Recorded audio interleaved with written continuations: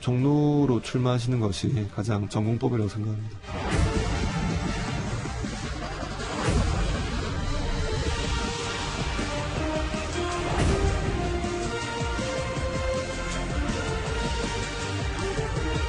이제 목소리가 망가지면서 뭐 약도 먹고 또 목에 좋다고 하는 프로포플인가요? 프로플러스. 프로플러스. 대표님.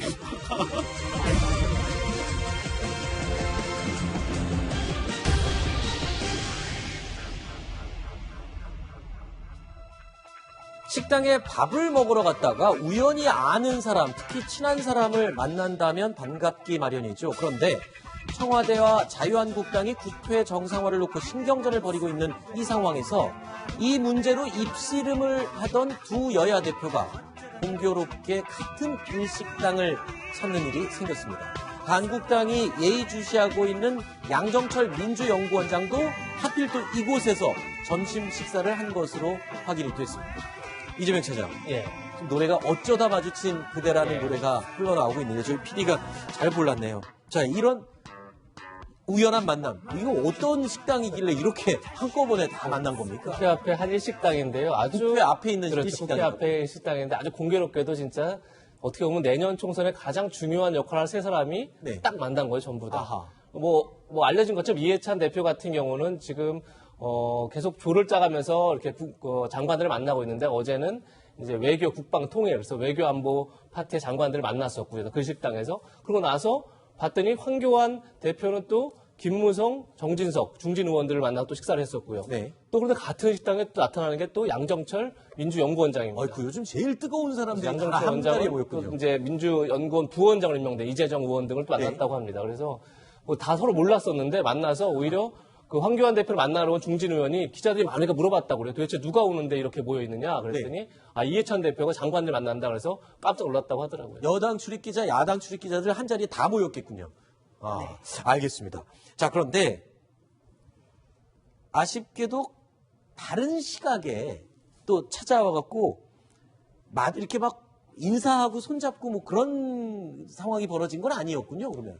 이것이 바로 지금 현재 국회가 얼마나 팍팍한가 이것을 단적으로 보여주는 거죠. 그래요? 또 이 거기서 일식당이 비유를 하시는군요. 네, 국회의사당에서 걸어서 갈 수 있는 곳인데 방이 있기 때문에 많이들 이용합니다. 저도 취재하러 많이 갔습니다. 그런데 통상의 경우는요, 예를 들어서 야당 대표가 왔는데 기자들이 많다. 그럼 물어보죠, 당연히. 누가 왔는데 이렇게 취재하러 오셨습니까? 그러면 여당 대표 따라왔다. 그러면 나중에 여당 대표든 야당 대표든 상대방의 방에 가요. 원래는요? 예, 원래는 사이 그렇습니다. 좋을 때는? 예. 그러면서 기자들한테도 예를 들어서 저 같은 경우에는 새천년민주당 출입할 때도 옆방에 있는데 한나라당에 사무총장이 와서 이럴 때 아니면 언제 우리 여당 출입 기자들 보겠냐.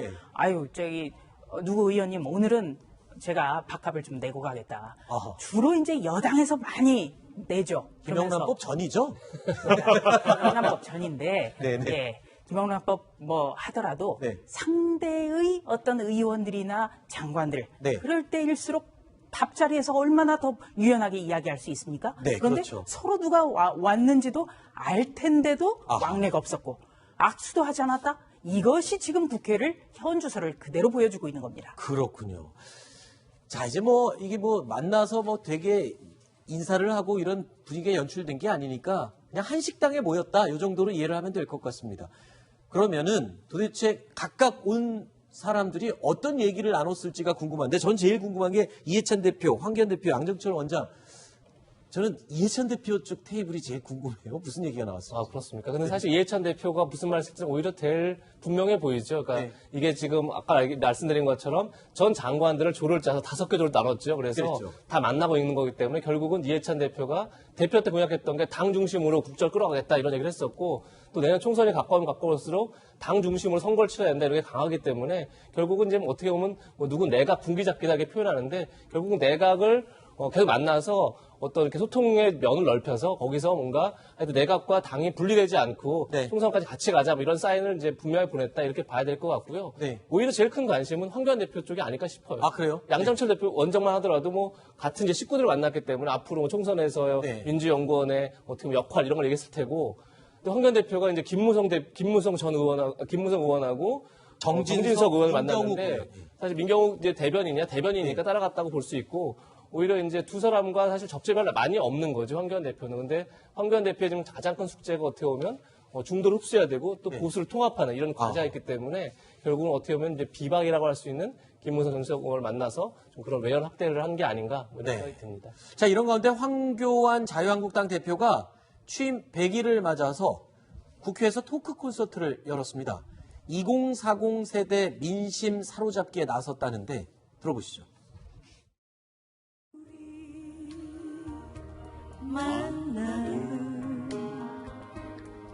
우연이 아니야. 그것은 우리의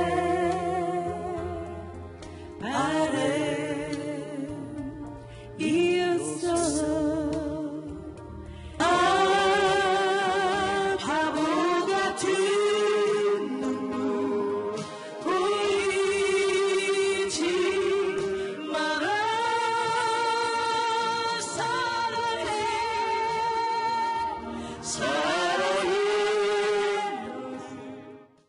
자, 노래가 조금 길었는데, 자, 어제 이 분위기가 딱딱하지는 않았던 것 같아요. 김태우 변호사님. 네. 이례적으로 아내하고 같이 등장해서 노래도 부르고 분위기가 어땠답니까? 그러니까 어제 이제 취임 100일 토크 콘서트라는 네. 건데, 원래 이제 되게 취임 100일 기자회견들을 하잖아요.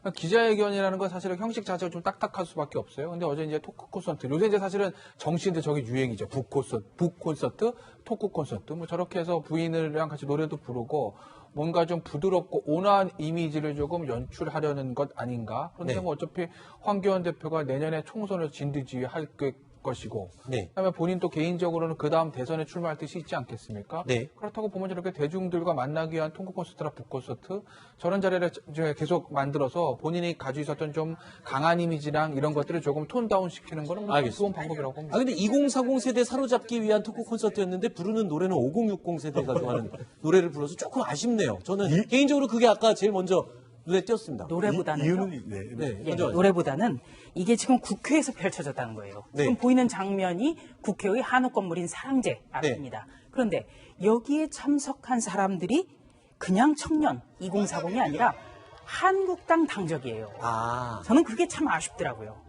그렇군요. 네. 예. 오히려 정말 대학로에 가서 네. 한번 이런 거를 기억해봤으면, 물론 누군가는 물병을 던질 수도 있고 어떤 불미스러운 일이 있지만 그것이야말로 진실로 청년들과의 거리두기가 그렇죠. 되지 않을까. 실제 그러니까 당적과 무관한 정말 일상생활을 지내는 젊은이들을 만났더라면 하는 아쉬움이 조금 남는다라는 지적을 해주셨고요. 네. 또 유튜브로도 이 내용이 또 전달되기도 하고요. 네. 일종의 가족 효과죠. 네. 왜냐하면 황교안 대표가 이 대장정을 하고 난 이후에 지지율이 잘 안 올랐거든요. 네. 근데 이렇게 가족 효과라는 것이 외연 확대에도 도움이 됩니다. 가족 효과요? 가족 효과죠. 아니, 부인이 나왔잖아요. 아. 부인이 나오면서 가족 효과가 발생을 하죠. 알겠습니다. 좀 더 사람들이 친근하게 다가갈 수가 있는 거죠. 네. 젊은 세대를 이해하고 공감하기 위한 노력을 하려고 했다라고 하는데 황교안 대표가요, 이날 삼행시를 지어서 본인을 소개하기도 했습니다. 들어보시죠. 저 삼행시를 지어서 제 소개를 좀 해. 아, 그럴까요? 그럼 저희가 좀 운을 좀 띄워드리도록 하겠습니다. 먼저, 황고집이라고 하는데,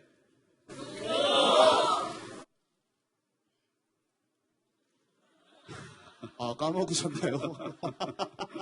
짜온 걸 잊으신 것 같은데, 예. 다시 한번 외쳐드릴까요? 교통할 줄 아는 사람입니다. 안! 안녕하세요, 여러분. 네.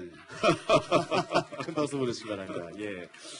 준비한 게 있는데, 네네. 하나를 잊어버렸어요. 네. 조금 썰렁했다라는 평가가 있었는데 어쨌든 이 자리에서 목소리 관리 비법을 묻는 질문에 저런 실수 때문이었을까요? 말실수를 또 이어서 했습니다. 들어보시죠. 목소리 관리 비결이라든가, 뭐 이렇게 좀 있는지 좀 여쭤보고 싶습니다. 제가 성대가 굉장히 강했습니다. 그래서 목소리 관리 안 해도 괜찮았는데, 이번에 이제 목소리 이렇게 망가지면서, 약도 먹고, 또, 목에 좋다고 하는 프로포플인가요? 프로폴리스. 프로폴리스. 프로폴리스. 이거 큰일 나게. 대표님, 아니 그래서 그러시면 안 돼요. 인가요? 그랬잖아요. 예, 예. 프로폴리스도 그렇죠, 그렇죠. 맞고. 예. 아유, 예. 농담이라고 하신 거죠? 예. 이거 농담입니다, 여러분들. 예, 예, 그렇죠. 자, 뭐 저런 분위기였는데 조수진 부장. 네. 일단 취임 100일을 맞은 황교안 대표 당을 의외로 그러니까 예상했던 것보다는 의외로 안정적으로 운영하고 이끌어가고 있다는 점은 높이 평가를 받고 있습니다. 그런데 이 전국 대장정을 벌인 것 치고는 글쎄요. 외연 확장에는 좀 너무 실패를 한 게 아니냐. 뭐 이렇게까지 얘기가 나오고 있어요. 이제 뭐 취임 100일을 맞았으니까 네. 점수를 그렇게 박하지 않게 준다면 네. 우선 이 박근혜 전 대통령의 탄핵 이전 국면까지 당 지지율이라든지 대체적으로는 올라오지 않았는가. 네. 그런데 금방 말씀하신 외연 확장 그 부분은 좀 안 됐죠. 네. 왜냐하면 5.18 역사 왜곡 문제에 대해서 단호하게 대처를 못했거든요. 네. 그리고 또 한 가지는 한국당의 자해행위입니다. 그러니까 조금 당이 괜찮아질만 하면 어김없이 터져나오는 막말 파문. 네. 그래서 황교안 대표가 용납하지 않겠다 이렇게까지 경고를 했거든요. 보통 이 용납하지 않겠다, 좌시하지 않겠다 이런 발언은요. 대검 공안부가 불법 행위에 대해서 공권력 투입 직전에 하는 얘기입니다. 그렇죠. 이제가 중요합니다. 그리고 네. 또 한 가지는 이제 지금 국회가 지금 아직까지 열리지 않고 있는데 대여투쟁, 지금은 강성 대여투쟁만 있었어요. 이제는 상임이라든지 어떻게 해서든지 국회로 들어와서 제대로 된 실력을 보여줄 수 있는 네. 기회가 필요합니다. 배종찬 소장님. 네. 지금 이 지지율이 30%까지 솟았다가 막말 파문이 계속 잇따라 터지면서 지금 20%로 떨어졌어요. 그렇죠? 중도층이 이탈했다고 봐야 되겠죠. 중도층의 네. 일탈이다. 근데 뭐 아주 적은 비율이에요. 근데 네. 더불어민주당도 자유한국당도 조금 내려가고 오히려 지지할 정당이 없다는 무당성이 조금 올라갔습니다. 최근 보면 이 거대 정당이죠. 두 거대 정당에 대한 비판도 함께 지지율에 묻어나고 있다. 네. 오히려 정의당의 지지율이 조금 올라가는 결과로 나타났죠. 네. 근데 문재인 대통령의 지지율은 굉장히 견고하게 계속 유지가 되는 걸로 조사가 나왔다고요? 네, 계속해서 긍정과 부정이 큰 차이는 없습니다. 그렇지만 대통령의 긍정평가가 큰 하락 없이 40%도 중후반에 유지가 되고 있어요. 48.2%, 또 부정평가는 46.6%. 문재인 대통령도 반사 이익 득을 봤다. 네. 그러니까 경제 성과가 없다는 평가 때문에 대통령의 지지율이 내려가고 자유한국당의 지지율이 올라가는 자유한국당 반사이익이 있었다면 네. 지금의 대통령 지지율은 최근 들어 자유한국당 발 막말 네. 후폭풍이 오히려 대통령의 지지층이라고 할 수 있는 중도 또 40대 화이트 칼라 중도는 항상 이 자유한국당과 더불어민주당이 경쟁하는 네네, 층 아니겠습니까? 여기에서 오히려 유지가 되면서 대통령의 지지율이 결집되는 현상으로 나타났죠. 네. 자, 이런 가운데요. 김세연 여의도 연구원장이 황교안 대표를 향해서 종로 출마가 전공법이다라는 발언을 해서 눈길을 끌고 있습니다. 제 생각에는 종로로 출마하시는 것이 가장 전공법이라고 생각합니다. 진두주의를 하시기 위해서는 뭐 그 정도의 결단이 필요할 것이라고 저는 보고 있습니다. 김태우 변호사님. 네. 와, 이거 예측했던, 한두 달 전에 예측했던 얘기, 임종석 실장이 종로 출마 얘기가 계속 나왔었고요. 지금 이낙연 총리가 종로 출마 얘기 나오고 있고, 여기 황교안 대표까지 만약에 종로 출마한다면 정말 잠룡들의 대격전이 벌어지는 거 아닌가요? 잠룡들한테 격전이고 언론사는 신나는 거죠, 정말. 네. 뭐 종로 그냥 지금 진짜 뜨거운 예비 대선 아닙니까? 네. 근데 이제 김세현 여의도 연구원장이 저런 얘기를 했는데 뭐 김세현 의원의 뭐 사견이겠지만 근데 여의도 연구원장이면은 그렇죠. 예, 야당이 지금 싱크탱크 싱크탱크 하지만 뭐 여의도 연구원장이 뭐 공천에서 결정하는 건 아니니까요. 네네. 결국엔 중요한 건 황교안 대표 의사인데 글쎄 모르겠습니다. 자유한국당 내년 총선을 위해서 황교안 대표가 종로 출마하는 것이 꼭 좋은 것인지는 조금 생각할 필요가 있다는 거. 왜냐하면 지난번에 말씀드렸듯이 이게 대표가 만약에 종로에 발이 묶이게 되면 전국 유세가 안 되거든요.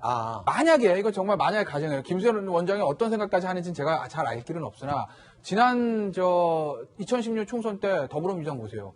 당시의 대표인 문재인 당시 대표가 거의 정권을 김종인 비대위원장한테 주다시피 하고 본인은 빠졌습니다. 네. 그리고 김종인 비대위원장 공천 다 하고 전국 선거 진두지휘했어요. 당시 총선은 문재인 얼굴로 치른 게 아니라 김종인 얼굴로 치른 겁니다. 네. 만약에 황교안 대표 말고 다른 사람이 예를 들어서 선대위원장을 하고 공천심사위원장을 하고 다른 사람의 얼굴로 총선을 치르겠다. 그러면 황교안 대표를 종로로 빠져도 되죠. 근데 그게 아니라 만약에 황교안 대표 얼굴로 총선을 치를 거라고 하면 종로에 발이 묶이는 것이 과연 바람직한 것인가? 물론 비례대표로 가서 너무 편하게 하려는 거 아니냐 이런 비판도 있을 수 있지만 그렇다면 예전에 김대중 대통령이 했던 것처럼 비례대표 후순위 받으면 됩니다. 네.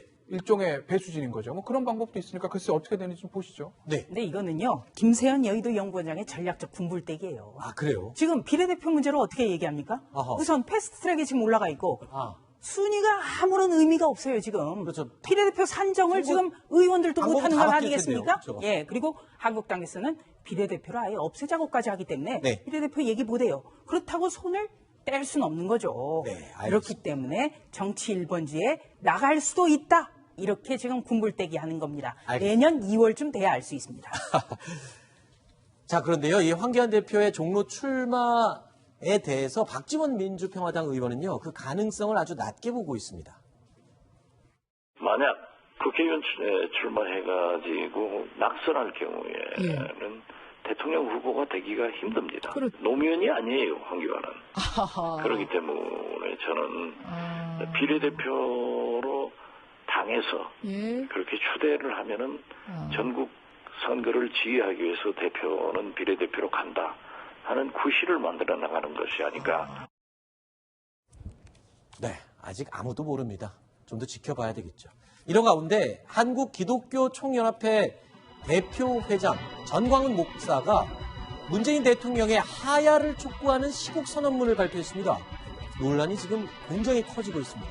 이재명 차장. 예. 이게 어떻게 된 겁니까? 지금 어떤 내용에서 어떤 자리에서 이런 얘기가 나온 겁니까? 실성을 발표하면서 뭐 지금 화면에 보시는 것처럼 네. 굉장히 강하게 이제 문재인 정부를 비판했죠. 그들이 추구한 주체사상을 종교적 신념의 경지로 만들어서 청와대를 점령했다. 그래서 지금 대한민국이 문정권하에서 종북화, 공산화되고 있다. 그러면서 연말까지 문 대통령이 하야를 촉구한다. 이런 얘기까지 한 건데 사실 한국기독교총연합회라고 그러면 보수 기독교를 대표하는 단체죠. 그리고 6만 5천여 개의 교회가 소속돼 있다고 하는데 그런 점에서 그런 교회 전체의 어떤 보수적인 교회를 하더라도 그 전체의 의견을 좀 받아서 했다기보다는 좀 회장이 본인 명의로 성명을 낸 건데 과연 적절한가 이런 지금 이제 논란이 커지고 있는 상황입니다. 얼마 전에 이 구설에 한번 올랐던 분 아닌가요, 저분? 그렇습니다. 얼마 전에도 본인이 그러니까 본인이 이제 설교를 하면서 이런 얘기를 합니다. 그러니까 5월 5일로 지금 알려져 있는데 자신의 교회 설교를 하면서 황교안 장로가 엉뚱하게 이런 질문을 나한테 했다. 목사님, 제가 대통령이 되면 목사님 장관 한번 하실래요? 라는 말을 했다는 겁니다. 그래서 근데 황교안 대표는 그런 말 한 적이 없다고 그렇죠. 또 그래서 그걸 확인하기 위해서 이제 언론에서 질문했었는데 자기는 그런 말을 한 적이 없다. 그리고 정식으로 인터뷰해달라 이러면서 약간 이제 당황을 했었는데 글쎄 사담 속에서 농담처럼 오가는 얘기인지 모르겠지만 저걸 공개적으로 밝힌다는 건 사실 황교안 대표를 도와주기 위해서 저런 말을 했는지 모르겠지만 오히려 지금 황교안 대표가 굉장히 기독교인으로서 기독교적인 성향이 이렇게 강하다 이런 것들이 비판을 많이 받고 있는 상황에서 오히려 더 역설적인 효과가 나지 않을까 그런 생각이 듭니다. 자, 어쨌든 저 목사님께서 또 대통령 하야를 공개적으로 외쳐대는 바람에 민주당은요, 이 한기총 회장이 문재인 대통령의 하야를 촉구하는 시국 선언문을 발표한 것을 두고 내란 선동적인 발언이라면서 또 사퇴를 촉구했습니다. 내란 선동적 발언을 일삼은 전광훈 목사님 한기총 회장직에서 당장 사퇴하고 회개하십시오. 일말의 정당한 이유 없이 국민 주권을 깔아뭉개는 내란 선동적 발언입니다. 자유한국당 황교안 대표가 전 목사에게 장관직을 제의하기도 했다는데 그렇다면 전 목사의 이번 발언은 자유한국당 황교안 대표에게 바치는 헌사란 말입니까? 소장님, 네. 지금 보니까 민주당뿐만 아니라 바른미래당, 민주평화당, 정의당도 모두 한 목소리로 지금 한기총 저 회장이 너무 선을 넘었다라고 비판을 다 하고 있죠. 그렇죠. 이게 이제 일종의 총선 영향, 종교 영향이라고 봐야 되는데 선거 때 이 종교가 영향을 미치는 게 만만치가 않습니다. 게다가 이 한교안 대표가 기독교와 아주 긴밀하게 연결되어 있는 그런 이미지가 있거든요. 그러다 보니까 이 기독교 파장이 어떻게 총선에 영향을 줄까 예의주시하고 이 부분에 대해서 굉장히 예민하게 반응을 하는 거예요. 우리가 뭐 자라보고 놀라는 것 같으면 소뚜껑 보고도 놀란다는 이야기를 하거든요. 더군다나 얼마 전에 또 황교안 대표는 직접 또 불교 트라우마가 생겨버렸거든요. 그렇죠. 그런 만큼 총선에 미치는 영향을 최대한 차단하고 또 한편으로는 자유한국당을 제외하고선 이것을 빌미로 또 황교안 대표를 공격하고 견제할 수가 있거든요. 그런 의도가 아무래도 좀 깔려 있는 걸로 보입니다. 알겠습니다. 다음 6번째 이야기로 이어가 보겠습니다. 오늘 저희가 9위로 꼽은 소식이 준비되어 있습니다.